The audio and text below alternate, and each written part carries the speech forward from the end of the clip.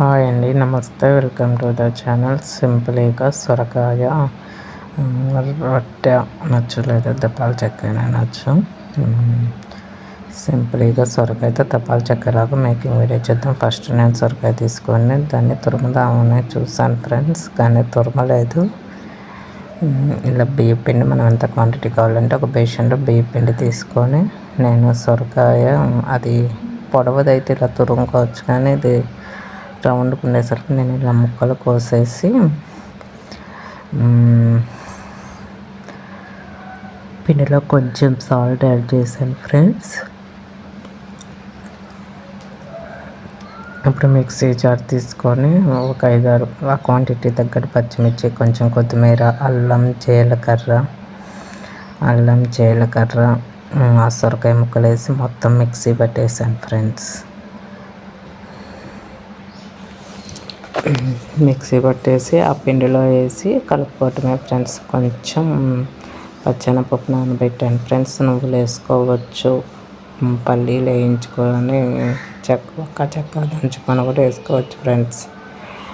ఎలా కావాలంటే దీంట్లో ఇంకా ఉల్లిపాయలు ఇలా మిక్సీ పట్టేసి దాంట్లో వేసాను ఫ్రెండ్స్. ఇలా వేసి కలుపుకోవటమే. ఇది నైట్ డిన్నర్కి ప్రిపేర్ చేశాను ఫ్రెండ్స్. అప్పుడప్పుడు ఇలాంటి పాతకాలం వంటలు ఇవి పాతకాలంలో చేసేవాళ్ళు, ఇప్పుడు పిల్లలకి పెడితే తింటున్నారా ఫ్రెండ్స్? కష్టంతో తింటున్నారు ఏదో అలాగా. కొంచెం కొత్తిమీర, శనగ అవన్నీ వేసాను ఫ్రెండ్స్. చూసి వేద్దామని ఇంకా ముక్కల్ని పక్కన పెట్టాను ఫ్రెండ్స్. మళ్ళీ వాటర్ పడకుండా ఇంకా నేను ఆ గుజ్జుతోనే కలిపానండి. కొంచెం ఉల్లిపాయలు, జీలకర్ర కూడా యాడ్ చేశాను. మిక్సీలో కొంచెం వేసాను, దీంట్లో ఇంకొంచెం వేస్తే జీలకర్ర బాగుంటుంది కదా, డైజెషన్ కూడా బాగుంటుంది అన్నట్టు ఇంకొంచెం యాడ్ చేశాను ఫ్రెండ్స్. క్యారెట్ తురుము వేసుకోవచ్చు, కొంచెం కరివేపాకు కట్ చేసి వేసాను ఫ్రెండ్స్.